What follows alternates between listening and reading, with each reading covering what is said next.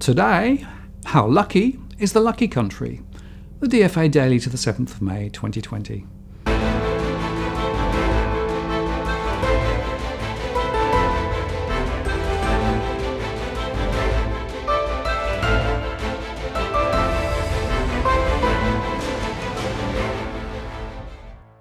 Hello again, I'm Martin North from Digital Finance Analytics. Welcome to the latest post covering finance and problem news with a distinctively Australian flavour. The data keeps on coming, and as usual it packs a few surprises.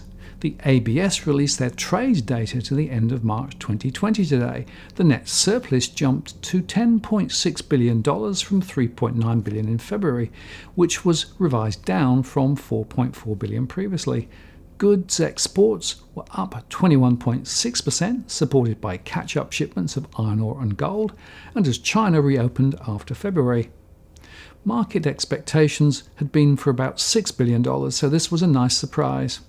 And within the data, we see that exports of goods and services jumped in March by 15%, or $5.6 billion, which was more than reversed the 6.9% drop in February. Metal ore exports were a big move, up 32%, a rise of $2.8 billion. And key to this was the rebound in iron ore production and export shipments post-Cyclone Damien.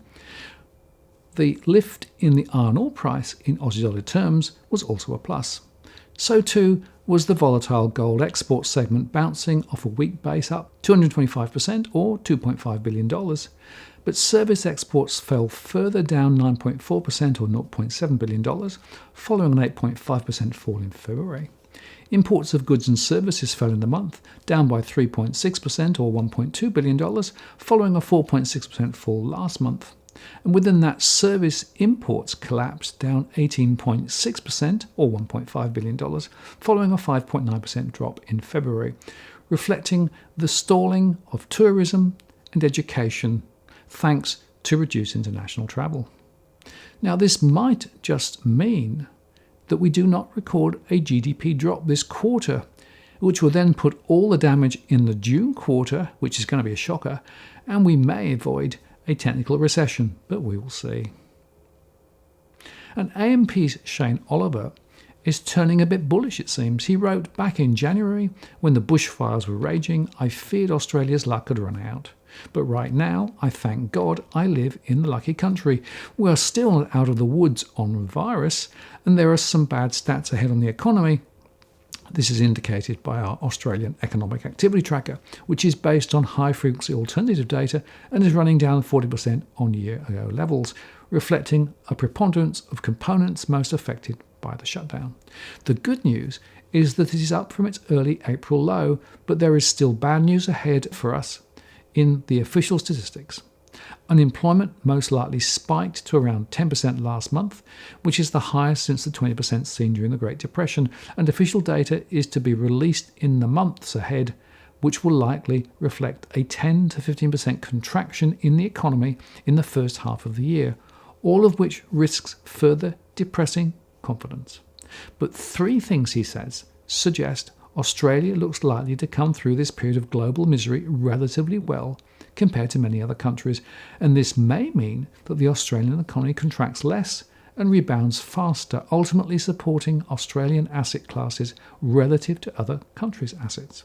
First, he says, Australia has performed better than many countries in controlling the outbreak. While things were bleak in late March, Australia's success in controlling the outbreak stands out globally. After a rapid escalation in new cases, Australia imposed a shutdown around the 22nd of March. New cases peaked in late March at over 500 a day and have since declined to less than 30 a day, albeit with a few clusters still causing problems. New cases may have peaked in the US, but are still averaging around 29,000 per day. Comparing OECD countries in how they manage the outbreak based on recovery rates, active cases per capita, total cases per capita, adjusted for the number of days since the first case, and testing per capita, Australia ranks first, with New Zealand second, guess where your next overseas holiday might be, compared to Italy at 28th, the UK at 31st, Sweden at 36th, and the US, the worst performer in the OECD, at 37th. Better weather Less congested living, a younger population, and luck may have all played a role, but the big driver looks to have been a public health response driven by expert medical advice as opposed to bravado or crackpot theories. And this has been backed up by Australians pulling together to do the right thing. By contrast, Europe and the US have been marked by a slower response. For example, lockdowns in Italy and Spain did not occur until new cases per million people were around 30, compared to around 12 in Australia. And Australia has achieved a similar virus outcome with a less stringent lockdown than the one in New Zealand. Australia's better record in containing the virus means two things, he says. First, it has kept pressure off the health system, so those who need hospitalisation can get it. As a result, Australia has managed to do a much better job of saving its own people than many other countries. Deaths per million people are around 3.9 in Australia compared to 84 in Germany, 221 in the US, 280 in Sweden, 443 in the UK, and 485 in Italy. That's 124 times worse than Australia's death rate. The value of saved lives swamps the costs to the economy from the shutdown. And it also provides Australia more scope to open the economy sooner and with a greater confidence that a second wave of cases will be avoided, in contrast to the US, where there is no clear downtrend in new cases. Indications from the government are that a phased easing of the shutdown looks on track to start this month, with most businesses running again by July. The global government policy response to the economic threat posed by the virus shutdowns has been huge. However, in many countries it includes a large element of loans and debt guarantees as opposed to actual fiscal stimulus in the form of spending or tax cuts. For example, providing a loan or a guarantee to enable a loan to a business to help it to survive the shutdown versus providing it with a wage subsidy. Loans and guarantees are helpful, but they leave businesses more indebted, whereas actual fiscal stimulus provides a direct boost. So actual fiscal support is a better measure. And on this front, Australia at 10.6% of GDP has provided by far the strongest fiscal stimulus of G20 countries. What's more, Australia's centrepiece JobKeeper wage subsidy is superior to approaches taken by many other countries, and it keeps people employed, minimises confidence zapping negative headlines around unemployment, preserves the employer-employee relationship, keeps workers getting paid, and provides a subsidy to struggling businesses. Unemployment is likely to rise to around 10%, which is bad, but it is far better than the 15% that would likely occur in the absence of JobKeeper, or 20% or so unemployment, as in the US. Third, Australia's major trading partner is 2 to 3 months ahead of the rest of the world. And so we can benefit from our biggest export market, China, which takes a third of our exports, being ahead of the global recovery curve by around 2 to 3 months and focusing there on infrastructure spending. This explains why prices on our key export, iron ore, are holding up relatively well compared to, say, the price of oil, of which we are a net importer. If, as appears likely, a phased easing of the lockdown starts this month, then April should prove to be the low point in economic activity, and growth should return to the economy in the second half. This does not mean that things will quickly bounce back to normal. The easing of the lockdown will likely be gradual to minimise the risk of a second wave. Some businesses will not reopen. Uncertainty will linger, and debt levels will be higher, and business models will have to adapt to different ways of doing things.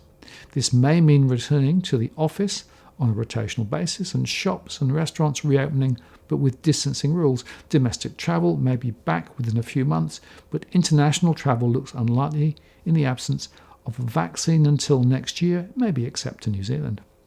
But it will still see a return to growth, albeit, he says, it may not be until the end of next year that we see economic growth returning to pre-virus levels. The combination of better success in controlling the virus, with less risk of a second wave, better protection of the economy with a stronger policy response, and Australia's exposure to China makes it likely that the Australian economy will contract less and recover faster than other comparable countries. While many fret that without tourism and immigration, Australia can't recover, this is not true.